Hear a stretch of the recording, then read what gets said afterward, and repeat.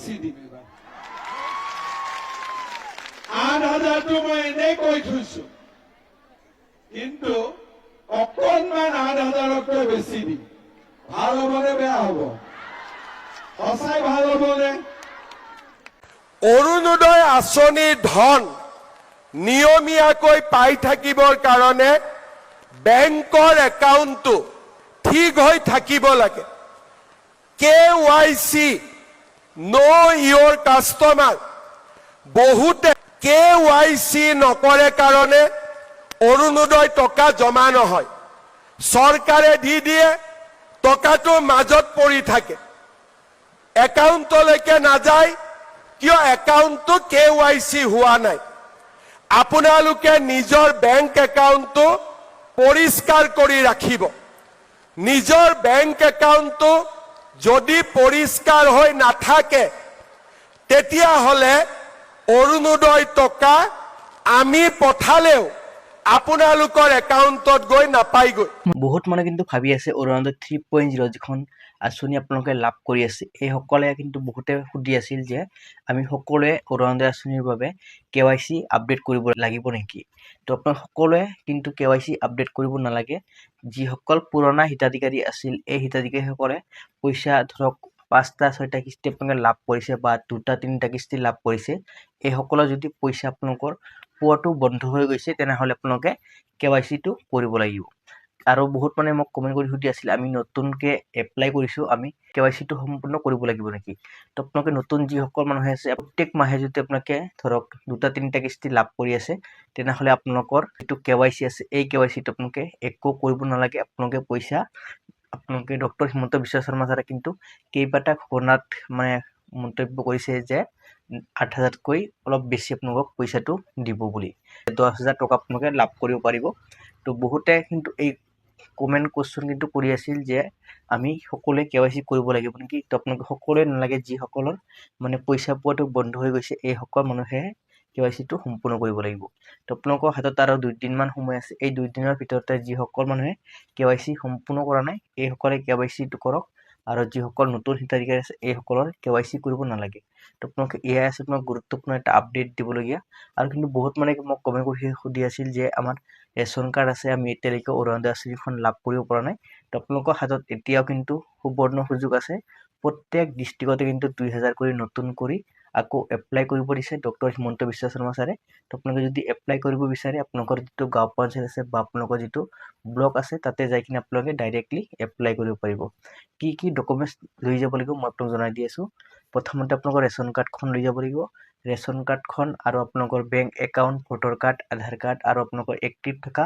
Mobile number লগত লৈ যাব আৰু পাসপোৰ্ট সাইজ ফটো কপি লৈ যাব তাতে আপোনালোকে অৰুণোদয় আঁচনিৰ ফৰ্ম পাব ফৰ্মখন ফিল আপ কেনেকৈ কৰে মই অলৰেডি ভিডিও আপলোড কৰা আছে মই আপোনাক এই ভিডিওখনৰ ডেসক্ৰিপচনত লিংক দি ৰাখিম তাৰ পৰা আপোনালোকে ভিডিওটো চাই কিনে আপোনালোকে ফৰ্ম ফিল আপ কেনেকৈ কৰে আপোনালোকে জানিব পাৰিব বা আপোনালোকৰ বেলেগ কোনোবাৰ ফৰ্ম ফিল আপ কৰিব পাৰিব তো ইয়া আছিল গুৰুত্বপূৰ্ণ আপডেট দিবলগীয়া যদি আপোনালোকৰ ভিডিওটো চাই কিনে ভাল লাগে চেনেলটো সাবস্ক্ৰাইব কৰি ৰাখিব আৰু আপোনালোকৰ বন্ধু বান্ধৱীসকললৈ ভিডিওটো শ্বেয়াৰ কৰি দিব আপোনালোকক 8,000 নিদিও 8,000তকৈ অলপ বেছি দিম এবাৰ 8,000টো মই এনেই কৈ থৈছো কিন্তু অকণমান 8,000তকৈ বেছি দিম ভাল হ'বনে বেয়া হ'ব সঁচাই ভাল হ'বনে এতিয়া আপোনালোকে মোক কওক এই 12 তাৰিখে পালে আজি 13 নেকি 13ত পালে 10,000 আকৌ 20ত 8,000 এনেকে সম্ভৱ নেকি আগৰ চৰকাৰৰ দিনত এইবোৰ পাইছিলে নেকি কেতিয়াবা সঁচা কথা কওকচোন আগৰ চৰকাৰৰ দিনত এনেকে কেতিয়াবা পাইছিলে নেকি নাই পোৱা সঁচাই কৈছে না এনে মুখত দেখি কলে পাইছে নেকি ঠিক আছে 10,000 পালো 8,000 পালো বিনামূলীয়াকৈ চাউল পাই আছে নে নাই কোনে কোনে পাই আছে বঢ়িয়া কৰি দিম তই পাৱাবিলাক ৰাখি দিছো কোনে কোনে বিনামূলীয়া চাউল পোৱা নাই তেওঁলোকে হাত দাঙক 10 ঘৰ 15 ঘৰে পোৱা নাই ডিচিয়ে শুনি আছে এতিয়া 100 টকাত 1 কেজি দালি, 1 কেজি চেনি, 1 কেজি নিমখ কোনে কোনে কিনিছে হাত ডাঙক। বাপৰে, টংলা দেখোন বহুত আগত চবে কিনিছে। তাৰ মানে 10,000 হল, অৰুণোদয় পালে। আমি দালি দিলো, নিমখ দিলো, চেনি দিলো, কি বাকী থাকিলে আৰু? কি থাকিলে? মিঠাতেল। সঁচাই নে? কিমান লাগিব? আধা লিটাৰ দিলে হৈ যাব? কিমান লাগিব? 1 লিটাৰ। বাপৰে, কোনোবাই কোনোবাই 2 হাত উঠাইছে। এতিয়া এইবাৰ আমাৰ চৰকাৰ আহিব দিয়ক। এইবাৰ আমি চেনি, দালি, নিমখ আৰু তেল 4টাই বিনামূলীয়া কৰি দিম। কেনেকুৱা হ'ব? ভাল হ'ব নে বেয়া হ'ব? তাৰ মানে মহিলাসকলৰ এতিয়া টেনচন নাই। আগতে গেলামাল দোকানত বাকী থাকে, দোকানৰ সন্মুখেদি আহিলে বৌ বাকীটো লাগে, বেয়া লাগে। কেতিয়াবা ঘৰত গেষ্ট আহে, অতিথি আহিলে কৈ দিলো অলপ বহক, চাহ খাই যাব। ভিতৰত গৈ দেখিলো চেনি নাই, আকৌ বাতিটো লৈ কাষৰ মানুহৰ ঘৰত যাব লাগে, হয় নে নহয়? এতিয়া চৰকাৰে আপোনালোকৰ পাকঘৰটো বনাই দিছে।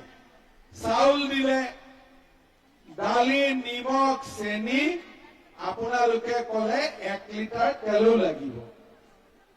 আৰু কি লাগিব আমাক? মই মাজে মাজে চিন্তা কৰো যে আমাক অলপমান চাহপাতো লাগিব। তেতিয়া আমাৰ ঝামেলাবিলাক নোহোৱা হৈ যাব। হ'ব?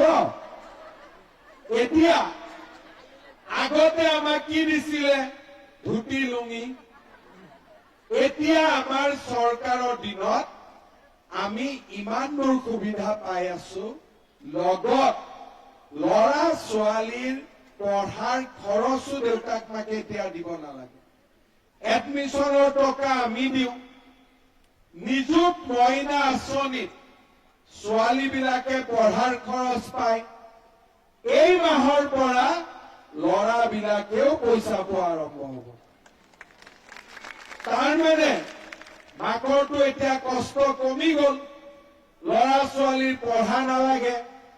আৰু এই মাহৰ পৰা বুঢ়া মানুহৰ পেঞ্চনো 250 টকাৰ পৰা 400 টকালৈকে বঢ়াই দিব। তাৰমানে কষ্ট কম, আপোনালোকৰ চিন্তা কম। কিন্তু এই চিন্তা মই কিয় কমাইছো? যাতে আপোনালোক লাখপতি বাইদেউ হ'ব পাৰে।